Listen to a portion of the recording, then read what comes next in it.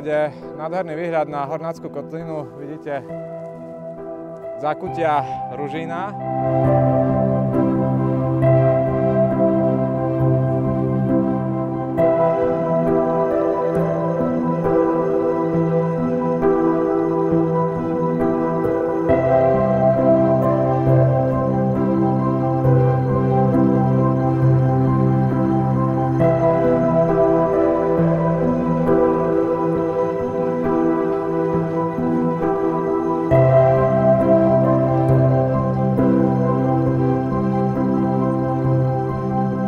Priatelia, kamaráti, milovníci turistiky, vítame vás opäť na našom YouTube kanáli.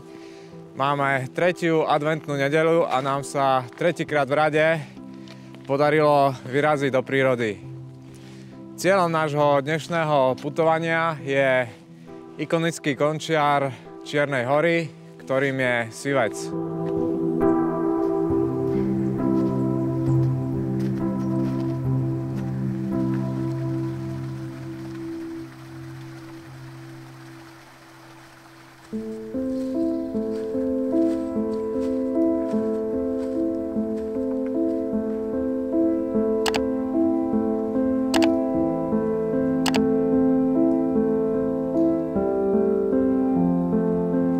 Dnešnú túru začíname na zastávke autobusu Košické Hamre Most, odkiaľ po zelenej značke smerujeme do priehyby Sivec. Odtiaľ je už len 25 minút na samotný vrchol. Z vrcholu sa vrátime opäť do priehyby a po žltej značke sa dostaneme až na železničnú zastávku Ružín, kde využijeme služby nášho národného železničného prepravcu.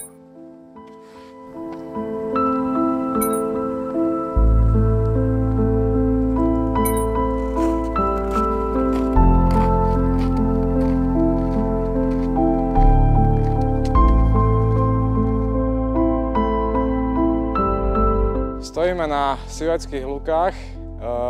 Týmto smerom je ten trampský tábor a ešte ďalej po žltej sa ide na Drienkovú skalu. My ale máme namierané tamtým smerom, ukáž Zuzanka. A tam už vidíte predo mnou Sivec.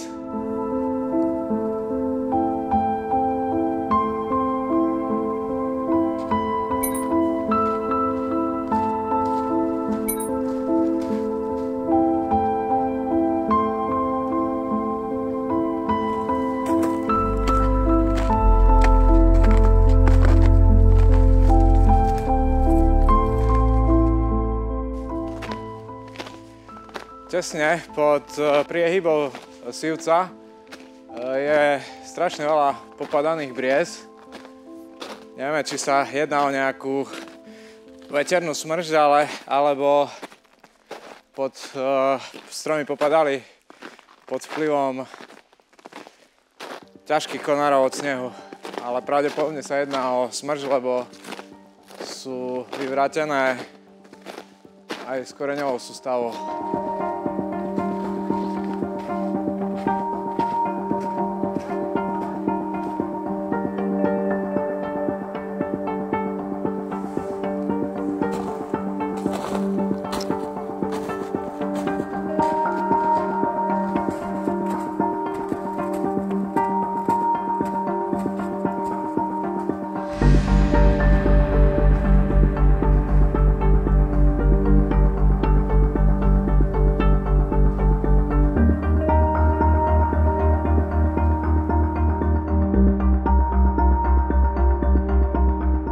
Priehyby pod Sivcom, kde sa momentálne nachádzame, je to na Sivec už iba 25 minút.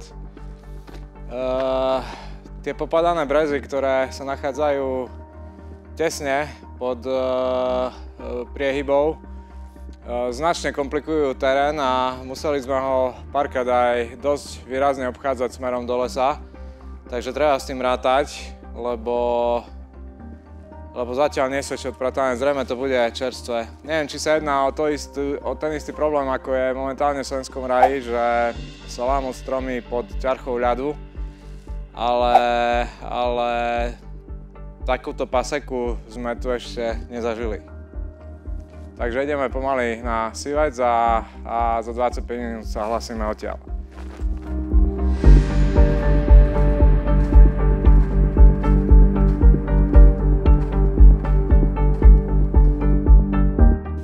Samotný Sivec je národná prírodná rezervácia s 5. stupňom ochrany.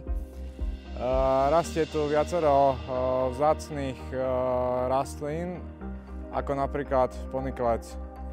Vrch je obrastený bukovým porastom, ktorý je zrejme o čosi odolnejší ako bräzy voči poškodeniu vetrom a mrazom. Takže o chvíľočku už sme tam. Ukážeme vám, aké výhľady sú zo Sivca.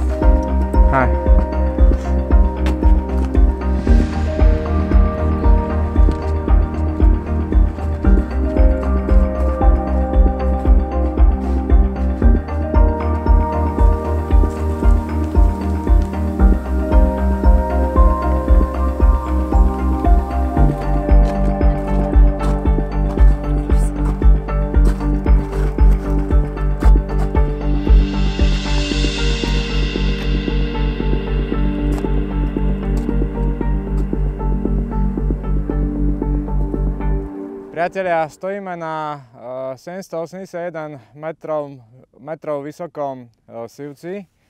Je stade nádherný výhľad na Hornácku kotlinu. Vidíte zákutia Ružína. Za troška lepšej viditeľnosti odtiaľto vidno Vysoké Tatry, niekde tam tým smerom. Kráľová hoľa a po pravici mám celý hrebeň Volovských vrchov od Kojšovky cez Kloptaň, tam je Kloptaň, cez Kloptaň a ostatné vrchy Volovských vrchov. Je tu pekne, máme šťastie, nie je nikto a celú cestu na Sivec bol len jeden asi spadnutý kmeň, takže bolo to celkom príjemné. Možno, že odporúčal by som zobrať so sebou mačky, lebo je tu zvadovateľný terén a treba dávať pozor. Takže ideme si dať kávičku, porobíme taký timelapse, jeden, možno že dva a poberáme sa pomaly dole.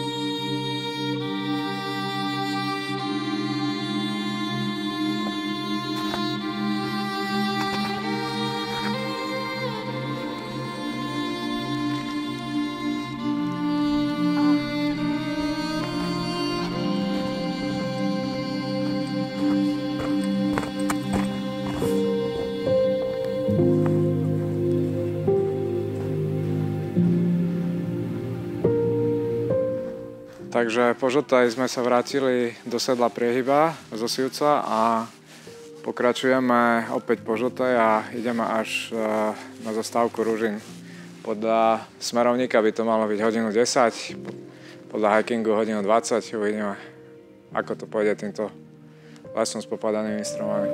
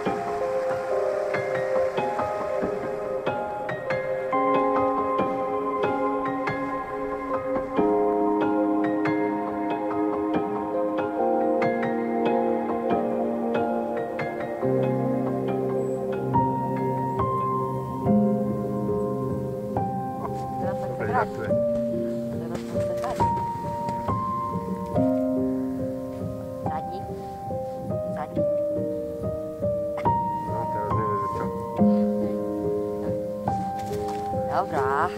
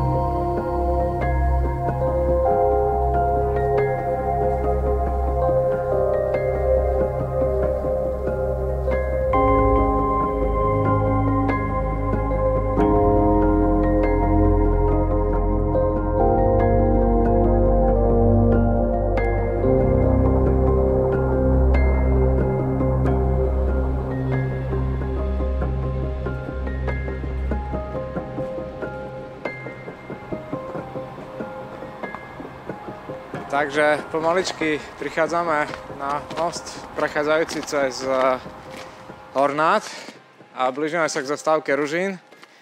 Vláčik ide na čas, takže musíme asi troška švihnúť.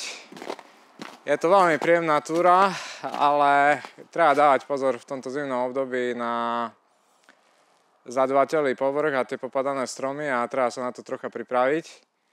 Ale výhodou zase je, že sme hore nestretli nikoho, cestou dole asi 2-3 turistov. Takže ak sa vám, priatelia, toto video páčilo, dajte nám like, ak sa vám nepáčilo, dajte nám dislike, ale každopádne nám dajte odber a uvidíme sa na budúce, priatelia, šťastlivo.